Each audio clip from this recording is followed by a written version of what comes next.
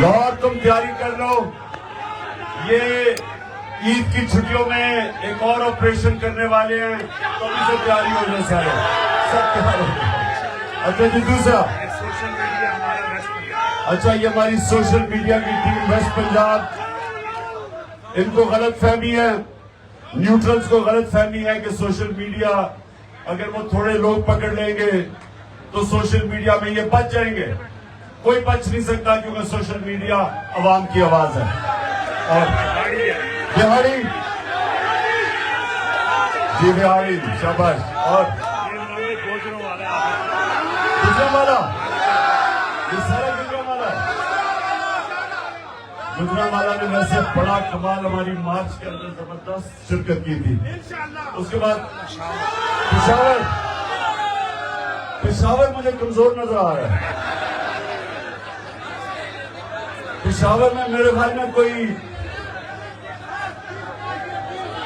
جنون ختم ہوتا جا رہا ہے پشاور میں۔ اور مردان، ہاں مردان میں مجھے تھوڑی جان نظر آ رہی ہے، شاباش مردان۔ آگے ادھر سوابی جی، سوابی چنیوٹ کے لوگ، چنیوٹ اوکے چنیوٹ، ان کے پیچھے پنڈی ہے، پنڈی۔ ویسے پنڈی ابھی تک آپ کی پرفارمنس ہو نہیں جو میں چاہتا ہوں۔ تیاری کر لو، ان کی چھٹیوں میں آپریشن کے لیے میں چیک کروں گا کس میں کتنی جان ہے۔ اور اٹک، شاباش اٹک، شاباش۔ اچھا جی، آپ اپنی بات شروع کرنے سے پہلے سوابی ہو گیا، ڈاکٹر ہو گیا سوابی، بیٹھ جاؤ۔ اچھا، میں ایک نوجوان کو بلانا چاہتا ہوں، ایک نوجوان کو بلانا چاہتا ہوں جس کا نام ہے ابتسام۔ ابتسام ادھر آ جاؤ۔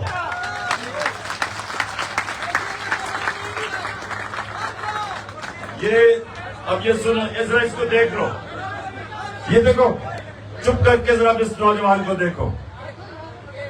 اگر یہ وہ جو مجھے قتل کرنے کے لیے جس کو تیار کیا تھا، جو نوید جس کو تیار کیا گیا تھا مجھے قتل کرنے کے لیے، اور دو اور بیٹھے ہوئے تھے بندوقوں والے، اگر یہ ابتسام اس کے اوپر آخری منٹ پہ ہاتھ نہ رکھتا، اس کی ہاتھ کے اوپر جب اس نے پستول پکڑی ہوئی تھی، تو جو گولیاں اس کی وجہ سے ٹانگ پہ لگی وہ سارے اوپر جسم پہ لگنی تھی۔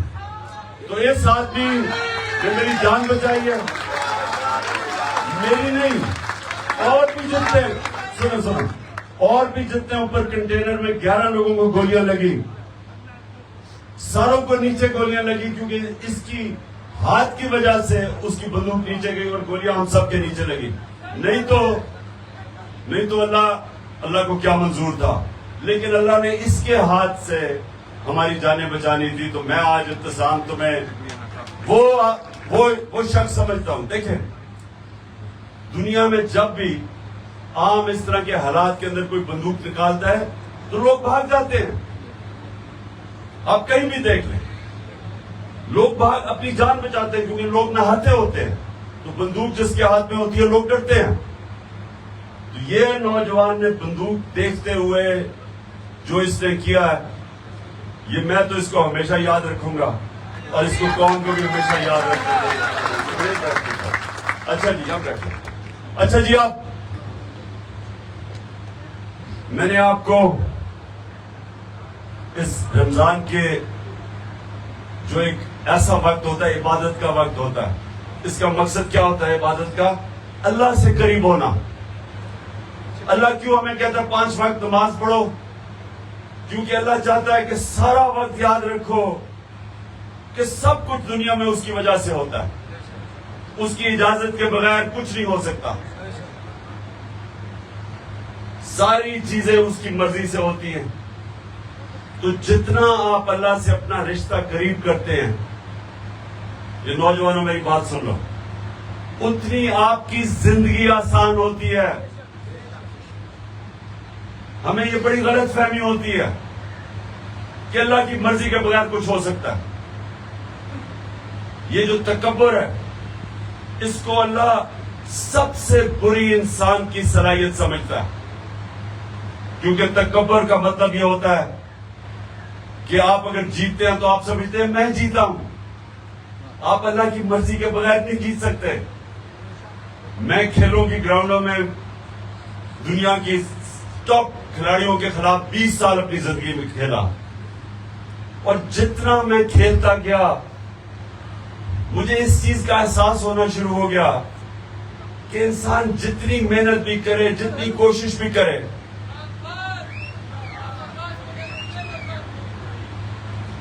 جتنی بھی انسان کوشش کر لے وہ ایک لیول سے اوپر وہ نہیں جا سکتا.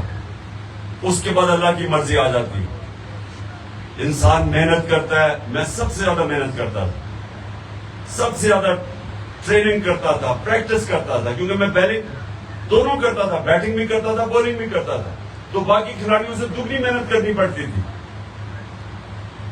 لیکن جب میں اپنے عروج پہ بھی پہنچ گیا اپنی صلاحیتوں سے سب سے اوپر, تو تب بھی مجھے ایک چیز کا احساس ہو گیا کہ میں جتنا بھی کر لوں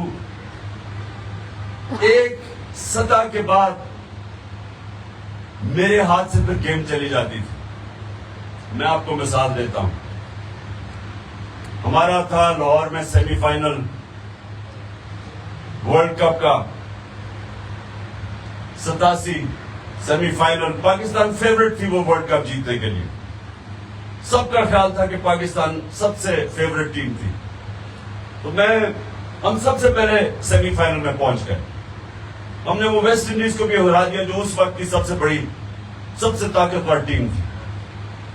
اب سیمی فائنل کے میچ سے پہلے میں اب رات کو سوچ رہا ہوں اور کیلکولیٹ کر رہا ہوں کہ اگر وہ آسٹریلیا کے خلاف میچ تھا, میں کہا اگر وہ یہ کریں گے تو میں یہ کروں گا.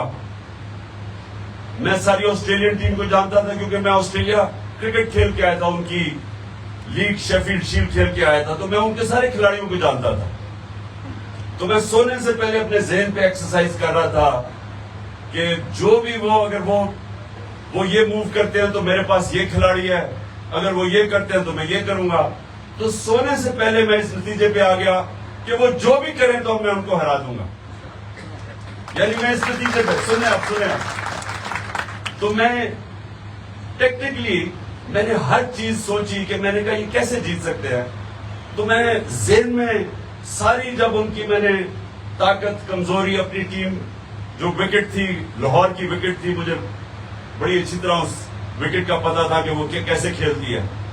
تو سارا کچھ جائزہ لے کے میں رات کو سونے سے پہلے آخری میری سوچ تھی کہ یہ ہمیں اب ہرا نہیں سکتے کیونکہ ہم ہر طرح ان کے اوپر حاوی ہو گئے. اب یہ سنیں اگلے دن کیا ہوتا ہے. اگلے دن جاتے ہیں میچ سے پہلے, جو ایک میرا کھلاڑی ہوتا ہے اس کو انجری ہو جاتی ہے. اب یہ میرے ہاتھ میں نہیں تھا.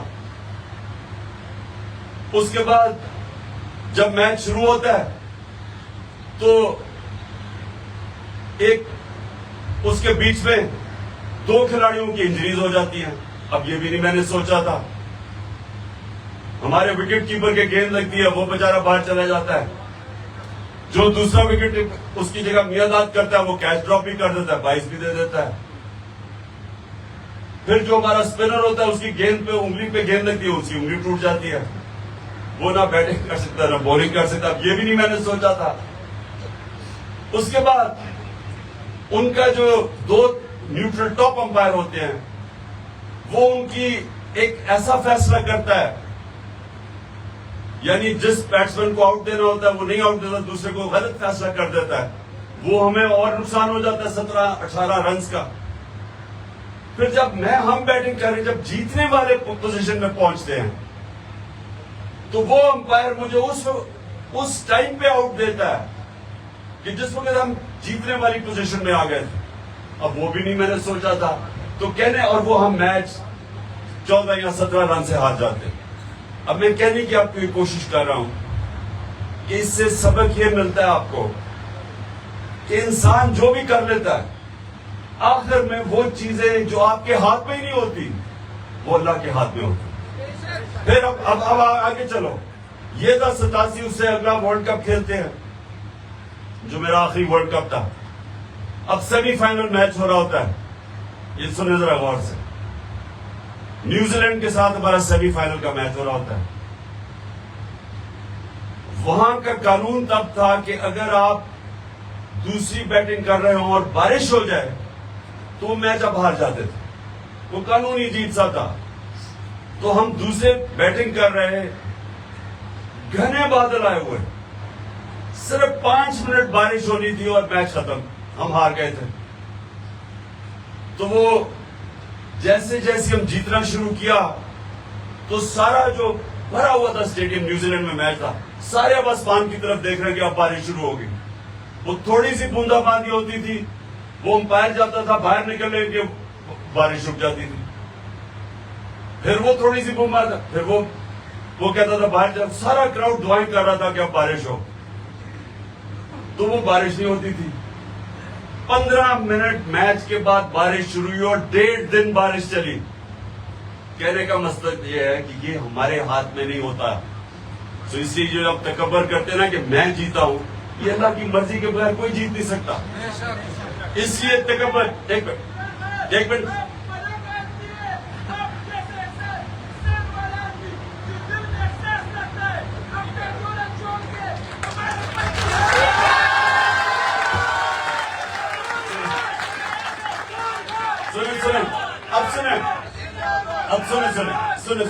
اب سنیں. دیکھیں, اب سارے کہتے ہیں کہ جناب ساری جماعتیں آپ کے خلاف ہیں, آج الیکشن کمیشن آپ کے خلاف ہے, اور جو نیوٹرل ہے وہ بھی آپ کے خلاف ہے, نیوٹرل نہیں ہے. سب یہ کہہ رہے ہیں کہ جناب انہوں نے الیکشن میں دھاندلی بھی کرنی ہے, انہوں نے آپ کو جیتنے بھی دینا, اور پکڑ دکڑ ہو رہی ہے اس وقت. جو تحریک انصاف کا کوئی سامنے آتا ہے اس کو پکڑ کے جیل میں ڈال دیتے ہیں. 3000 ہمارے 3000 کارکنوں کو جیلوں میں ڈال دیا. خوف پھیلایا ہوا ہے کہ ابھی جناب یہ عید کے اوپر عمران کے گھر کی چھٹیوں پہ یا حملہ پھر سے کرنے والے ہیں. وہ سنیں اور میں کچھ اور اب اور اوپر سے سنیں تو صحیح,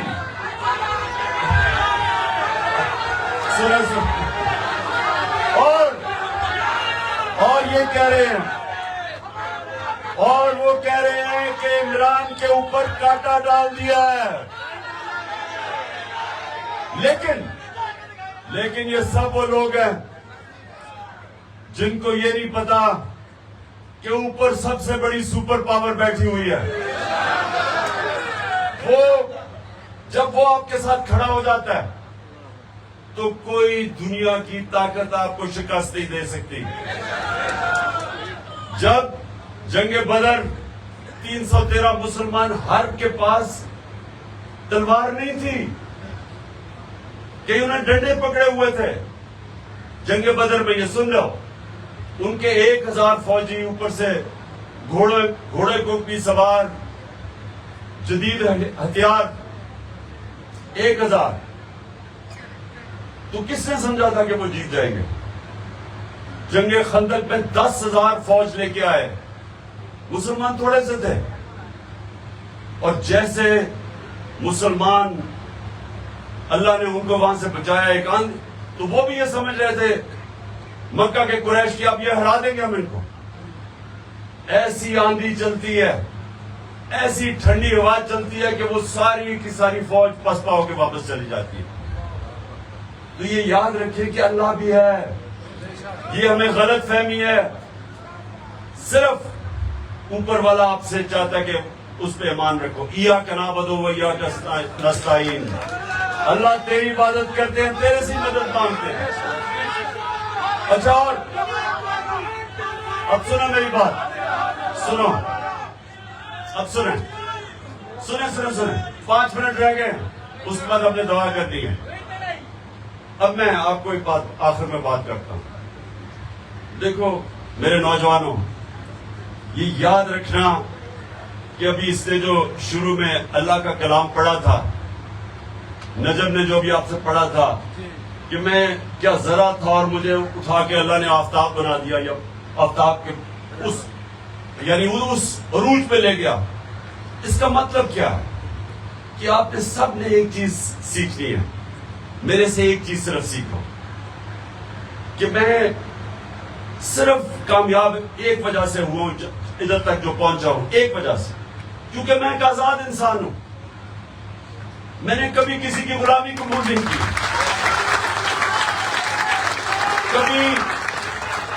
کبھی سنیں میں نے ایمان سنیں میں نے لا الہ الا اللہ میرے دل میں جب آ گیا تو میں نے کبھی کسی کو یہ نہیں سمجھا کہ اس کے سامنے میں جھکوں گا یا اس اپنے ضمیر کا سودا کروں گا.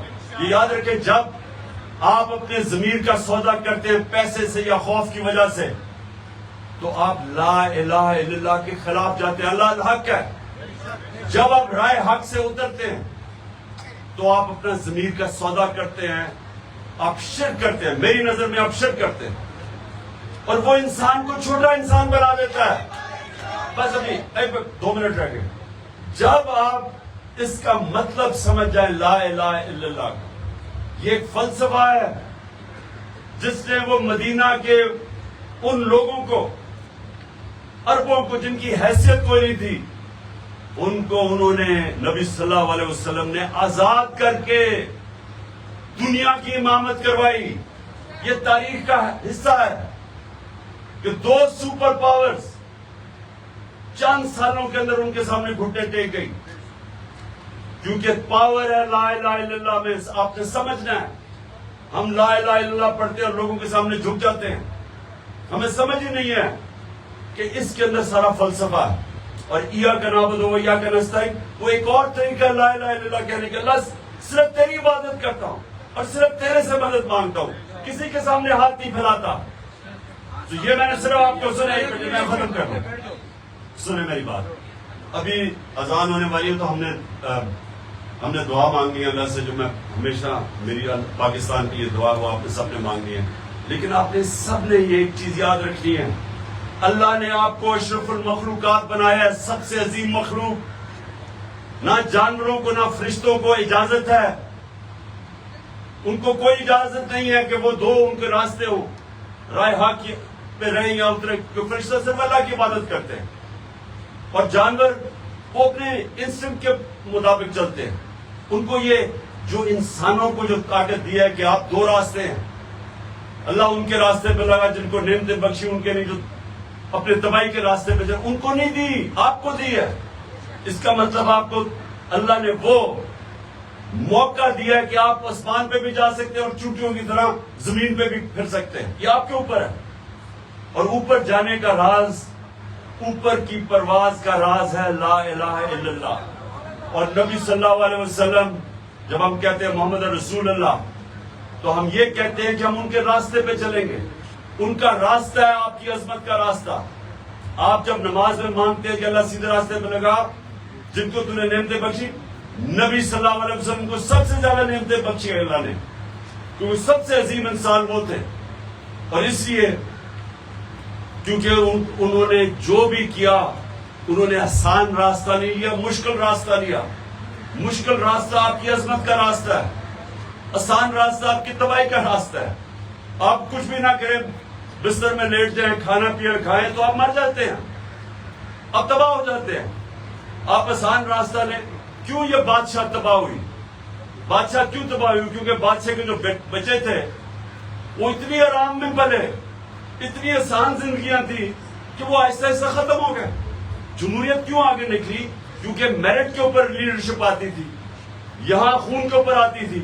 جس طرح آپ یہ باقی جماعتیں دیکھ رہے ہیں, ایک طرف صرف شریفی آ سکتے ہیں, دوسری طرف بھٹو اور زرداری آ سکتے ہیں, تیسری طرف ڈیزل کے بچے آ سکتے ہیں, چوتھی طرف تو یہ ادھر سے میلو آ سکتا ہے. اس کے بعد آپ کو پتا میلو کہ غفار خان کے بعد میلو آ سکتے ہیں. تو آپ کی پارٹی میں میرٹ آئے گی, جو آپ میں سے محنت کرے گا انشاءاللہ اوپر آئے گا. دعا کر لیں. کیا کہہ رہے ہو تم جلدی؟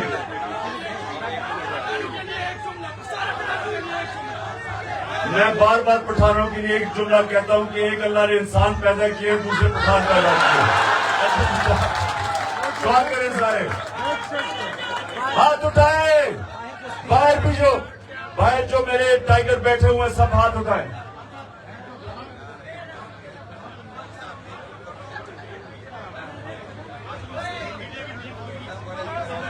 شاباش. سوشل میڈیا ادب میں ڈرنا نہیں ہے, کوئی خوف کسی سے نہ رکھنا, کوئی کچھ نہیں کر سکتا کسی کا. اچھا ڈر جانا, بیٹھ جاؤ. یہ کیا ہے؟ اچھا جی, ہاتھ اٹھا کے دعا کریں کہ اللہ پاکستان کو مدینہ کے ریاست کے اصولوں پہ ایک عظیم قوم بنا. اللہ پاکستان میں جو سب سے زیادہ ضرورت ہے عدل اور انصاف پیدا کر. اور اللہ پاکستان کو وہ ملک بنا جدھر کوئی انسان بھوکا نہ سوئے رات کو. اور جو خاص طور پہ یہاں جو بیٹھے ہیں گجرات میں بھی یہ ہوتا ہے, اور میرے یہ جو ہمارے پشتون ہیں اور خاص طور پہ قبائلی علاقوں والے, کہ ان کو کیونکہ وہاں نوکریاں نہیں ملتی, ان کو باہر نوکریاں ڈھونڈنے جانا پڑتا ہے, بیوی بچوں سے دور, ماں باپ سے دور. تو ہم وہ پاکستان چاہتے ہیں کہ اللہ ہمارا وہ پاکستان بنے, اتنی خوشحالی ہو اس پاکستان میں کہ باہر سے لوگ پاکستان میں نوکریاں ڈھونڈنے آئیں. آمین آمین آمین.